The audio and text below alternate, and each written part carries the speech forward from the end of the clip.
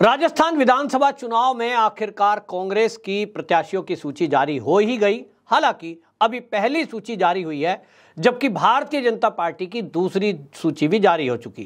कांग्रेस के 33 प्रत्याशियों के नाम घोषित किए गए हैं, वहीं भारतीय जनता पार्टी की दूसरी सूची 83 प्रत्याशियों की आई है। इसमें वसुंधरा राजे सिंधिया, जिनका पहले से उम्मीद थी और उनकी मांग भी थी कि वो राजस्थान की पॉलिटिक्स करना चाहती हैं, तो झालरापाटन से जो उनकी पसंदीदा सीट है, वहां से पांचवी बार एक बार फिर से भारतीय जनता पार्टी की तरफ से उनको प्रत्याशी बनाया गया है।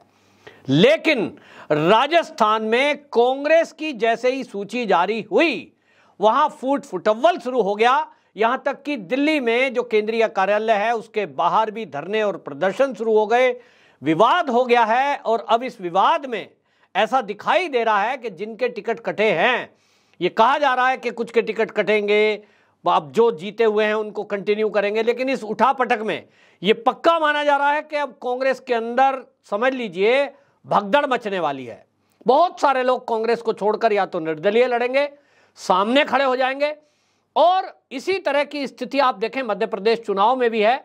कांग्रेस तो कहीं दिखाई नहीं दे रही है, थोड़ा बहुत इसर अगर कहीं दिख रहा है अभी फिलहाल, तो वो अभी तक छत्तीसगढ़ में दिखाई दे रहा है। लेकिन ये दोनों राज्य तो भारतीय जनता पार्टी के पाले में जाते हुए बिल्कुल स्पष्ट रूप से दिखाई दे रहे हैं।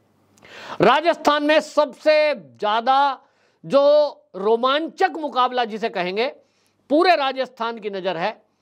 हालांकि मेरी तरफ से मेरा अपना आकलन है, जो मित्र मेरे वहां रहते हैं, जो सर्वे मेरा अपना है, कि भारतीय जनता पार्टी की ही सीट 101% जीत जाएगी और भारी बहुमत से जीतेगी। एक इतिहास बना सकती है, वो है मेवाड़ की सीट। मेवाड़ में जो नाथद्वार सीट है, यहां से आपको बताएं, हाल ही में भारतीय जनता पार्टी में शामिल हुए महाराणा प्रताप जी के वंशज विश्वराज सिंह, इनका मुकाबला कांग्रेस के बड़े लीडर और कांग्रेस विधानसभा के अध्यक्ष सीपी जोशी के बीच है।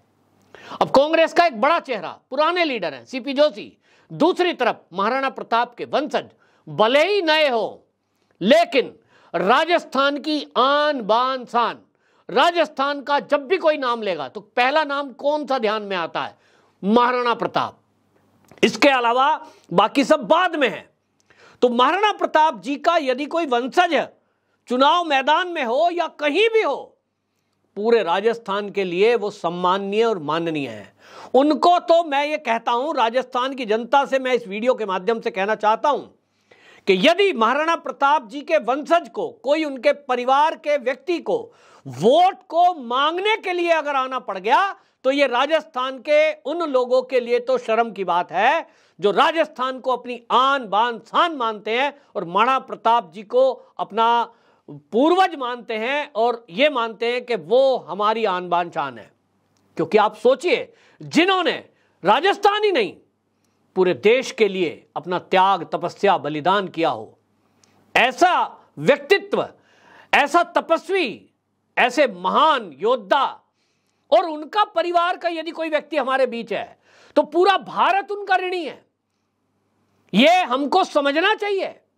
तो वो केवल एक चुनाव चिन्ह से मैदान में उतरे।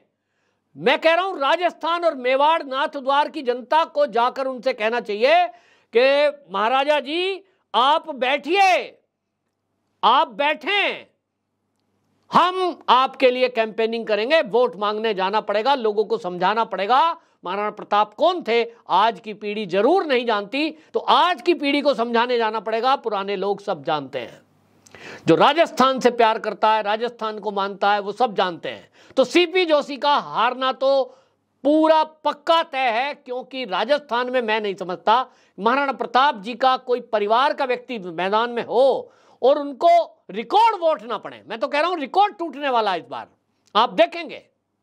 और इसीलिए आपको बता दूं कि राजस्थान में भारतीय जनता पार्टी में भी एक चर्चा है कि जिस तरह से इस पहली बार मैं सीएम फेस की घोषणा नहीं हुई है, कसमाकस हुई, जिद्दोजहद हुई। हमने देखा वसुंधरा राजे सिंधिया गुट बना करके जिस तरह से बात चल रहे थे कुछ लोग कि साहब ये तो महारानी अड़ेंगी, लेकिन ऐसा नहीं हुआ। अब इसका मतलब यह है कि कोई एक नया चेहरा मुख्यमंत्री हो सकता है। जितने भी सर्वे आएंगे वो सर्वे आप फेस लेंगे, आप नाम लेंगे राजवर्धन सिंह राठौर का, आप नाम लेंगे कि महारानी का यानी वसुंधरा राजे सिंधिया का, या आप किसी A to Z का सर्वे कर लें, अशोक गहलोत होंगे, कौन होंगे, लोगों को ये 2-4 नाम 5 नाम पुराने आएंगे। लेकिन भारतीय जनता पार्टी और मोदी जी खास तौर पे जिस बात के लिए जाने जाते हैं वो है सरप्राइज। सरप्राइज किसका नाम होगा? जैसा मैंने कहा, दिया कुमारी मुख्यमंत्री हो सकती हैं क्योंकि उनको अनुभव भी है, सांसद भी हैं और उन्होंने जो काम किया है, महिला भी हैं। जैसा मोदी जी और भारतीय जनता पार्टी का अभी महिला आरक्षण को लेकर के उस बिल पर जो काम किया, उस पर भारतीय जनता पार्टी ने इंप्लीमेंट शुरू कर दिया है, महिलाओं को आगे बढ़ाना। और अभी आप देखिए मोदी जी ने जिस तरह से उत्तर प्रदेश के गाजियाबाद में रैपिड रेल का उद्घाटन किया, जो कि भारत की पहली रेल है, उस रैपिड रेल के उद्घाटन में पहली बार मैंने देखा है अपने जीवन में कि मोदी जी जीप से लोगों का अभिवादन स्वीकार करते हुए जो एक जनसभा को संबोधित करने के लिए मोदी जी को जाना था, उस जीप के आगे आगे गाजियाबाद और उत्तर प्रदेश की महिला कार्यकर्ता पैदल पैदल अभिनंदन करते हुए चल रही थी। यानी मोदी जी के एक तरह से वाहन की अगुवाई गाजियाबाद की भारतीय जनता पार्टी की महिला कार्यकर्ताओं ने किया है और यह बताया है कि भारतीय जनता पार्टी ने, आप आरक्षण बिल पास हुआ, इंप्लीमेंट हुआ, यह बाद की बात है, महिला को सम्मान देना, महिला की अगुवाई में चलना, यह मोदी जी ने शुरू कर दिया है। और इसीलिए मैं कहता हूं दिया कुमारी और ये जो महाराणा प्रताप जी के वंशज हैं विश्वराज जी, निश्चित जानिए कि इनको भी कोई बड़ा मंत्रालय मिलेगा। जीतना तो इनको 100% है, इसमें कोई शंका नहीं है। बस केवल अब यह देखना होगा कि इनको रिकॉर्ड वोट कितना मिलता है। यह भी पता लगेगा कि जो ये नाथद्वार की जनता है, इसमें कितने लोग ऐसे हैं जो महाराणा प्रताप जी को और त्याग तपस्या को उनके जानते हैं, मानते हैं। इसी से पता लगेगा कितने लोग हैं। तो ये एक मुकाबला है। दूसरा वसुंधरा राजे सिंधिया, जैसे मैंने कहा 5वीं बार है, वो तो गढ़ है, दुर्ग कहा जाता है, वहां से भी वो जीतेंगी। और इसमें 200 सीटों पर कुछ लोगों ने सर्वे किया है, टाइम टू टाइम करते रहते हैं। तो कोई कह रहा है कि कांग्रेस को पिछली बार जो अभी 100 सीटें मिली थी 2018 में, इस बार वो 75 पर सिमट जाएगी। और वोट शेयर की बात करें तो भारतीय जनता पार्टी को 45% वोट शेयर इस बार दिखाया जा रहा है, जबकि 2018 में ये 38.7 था, यानी 39 से भी कम। अभी ये 45 आ जाएगा, तो इसी से आप आंकड़ा लगा लीजिए। मेरा आकलन ये है, ये वोट शेयर जो 45% बढ़ रहा है, ये 45% vote share Bharatiya Janata party का, भारतीय जनता पार्टी राजस्थान में ये बढ़ेगा अभी, क्योंकि अभी यहाँ योगी जी का आना, मोदी जी की रैलियां, हेमंत बिस्वा शर्मा की रैली, और इससे माहौल जब बनेगा और अब लोगों को समझ में आएगा जो सी कांग्रेस की फुटअव्वल है, इसका भी फायदा बीजेपी को मिलेगा, तो ये वोट शेयर 46 तक जाएगा। और कांग्रेस का जो वोट शेयर है वो 38% से कम रहेगा। ये 38% से कम जाएगा क्योंकि इनके आपस की लड़ाई और जो भ्रष्टाचार में अभी सिल्लियां मिली हैं, जिस तरह से चांदी की, कैश मिला है, उस मामले में भी अभी दिखाई दे रहा है कि जनता को अब समझ में आने लगा है कि एक तरफ भ्रष्टाचार करने वाली सरकार है जिसमें आपस में ही फूट है, आपस में एक दूसरे को पकड़वा रहे हैं, एक दूसरे की पोल खोल रहे हैं, लाल डायरी का जिक्र है, यहां कन्हैया लाल की हत्या का जिक्र है। निश्चित समझ लीजिए राजस्थान की जनता ने मन बना दिया कि कांग्रेस का सुपड़ा साफ और भारतीय जनता पार्टी की डबल इंजन की सरकार, तभी राजस्थान का विकास हो पाएगा।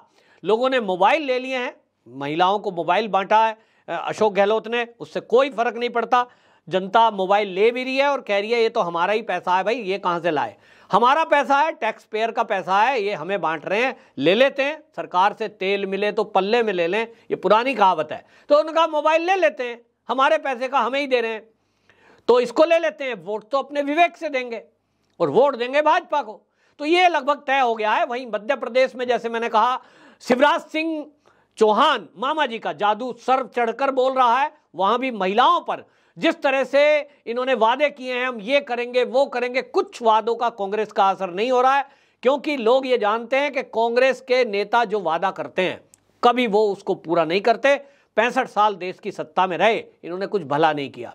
मध्य प्रदेश में बहुत सारे लोग मुझे कहते हैं साहब शिवराज सिंह की सरकार रही, इतने लंबे समय हो गया, 15-16 साल हो गए, साहब विकास अभी पूरा नहीं। भैया अगर गड्ढे मिलेंगे सड़कों में, गुंडागर्दी मिलेगी, लूट करप्शन मिलेगा, उस गड्ढों को भरने में टाइम लग जाता है।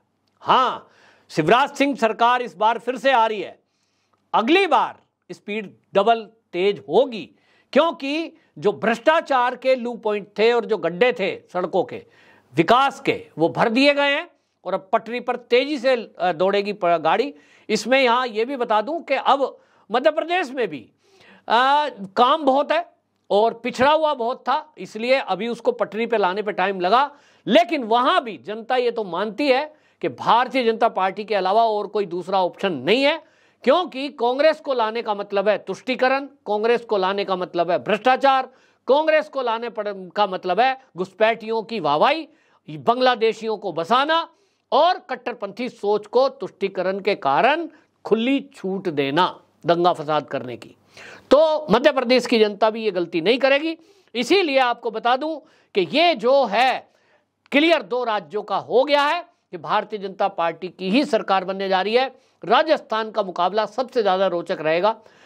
मध्य प्रदेश में शांति से बीजेपी प्रचार कर रही है, कांग्रेस पूरी ताकत लगा रही है, लेकिन जैसा मैंने कहा दोनों राज्यों में बीजेपी की सरकार पूर्ण बहुमत के साथ राजस्थान में रिकॉर्ड बनाने जा रही है। आपकी क्या राय है, कमेंट बॉक्स में जरूर बताएं। वंदे मातरम।